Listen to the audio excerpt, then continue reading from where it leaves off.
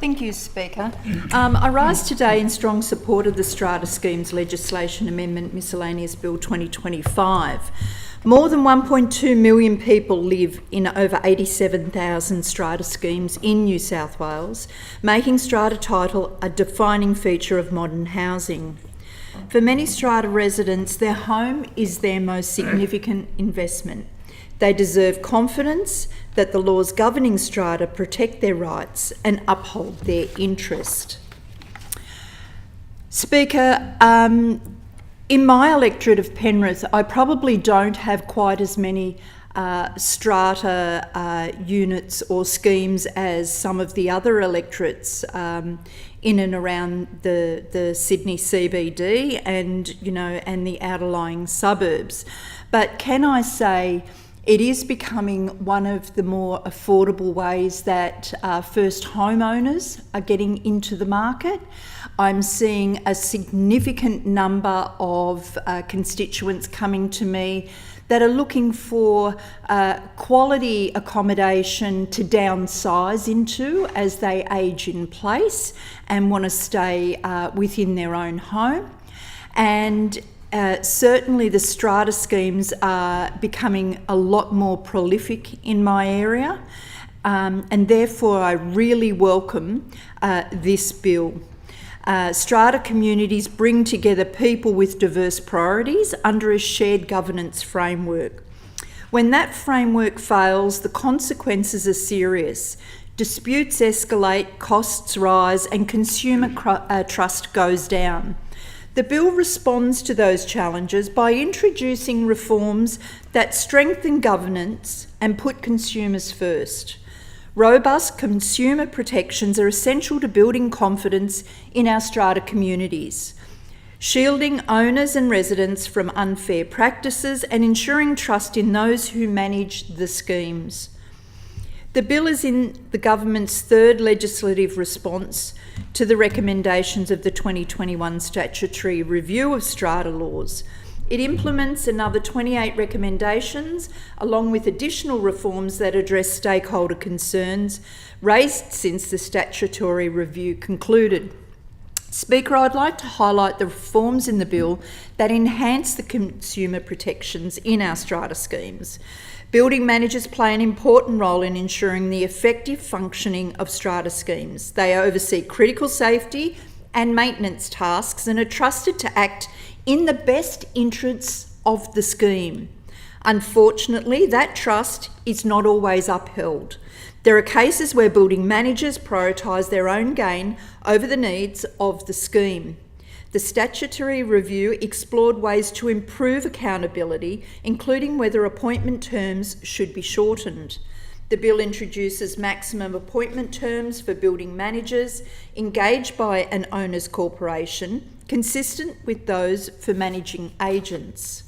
Under the new rules, appointments made before the first annual general meeting will still conclude at that meeting. And Speaker, this is only fair. If a building manager is appointed at the first annual general meeting, the appointment will now conclude at the next annual general meeting. In all other cases, the maximum appointment term will be 3 years. While the bill also enables the regulations to set alternative appointment terms for a specified class of building manager, any such exception will be tightly defined, carefully targeted, and only provided if absolutely needed. The bill gives the New South Wales Civil and Administrative Tribunal the power to terminate agreements where the building manager breaches a prescribed duty in the regulations, such as their duty to disclose commissions to the owners' corporation. Speaker, the statutory review found that some owners' corporations are being imposed with unfair fees and bonds exceeding what is needed to recover actual costs. This bill introduces clear rules to ensure fairness when owners' corporations charge residents a bond or fee. Any bond must be proportionate and fees cannot exceed the genuine cost of providing the relevant goods or services. It has also come to the government's attention that during a building's construction, some embedded network providers supply infrastructure to developers at little or no cost. This practice is based on the expectation that providers will recover their costs through a long-term supply agreement with the owners' corporation.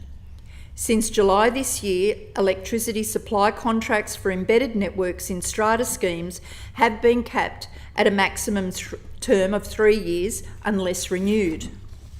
This bill also goes a step further by prohibiting providers from charging owners' corporations for the capital costs of embedded network infrastructure. These costs should have been covered as part of the original build and sale of the completed infrastructure. The reforms also extend to other utilities delivered through embedded networks, referred to in the bill as exclusive supply networks. These may include gas and water, ensuring consistent protections across all embedded networks. The bill builds on these measures with a series of practical safeguards, including clear responsibility for owners' corporations to maintain window safety devices and new requirements for regular inspections, improved support for owners experiencing financial hardship, including mandatory reminders before debt recovery begins, expanded exemptions for two-lot schemes, reducing unnecessary burdens for small and low-risk communities. And Speaker, I've got to say that I received quite a number of representations from constituents who are living in a strata scheme where there are only 2 lots in the scheme. They don't or may not necessarily get on with their neighbour. They're required to have an AGM. They're required to have they were required to have meetings. That would never happen in some situations out there in suburbia, and it's just such a common sense change to see that this has been addressed through each subsequent tranche of these reforms. I really have to acknowledge the Minister's department for all the hard work that has gone into this. The consultation has been quite extensive, and I know that residents in my electorate are really looking forward to these being enacted.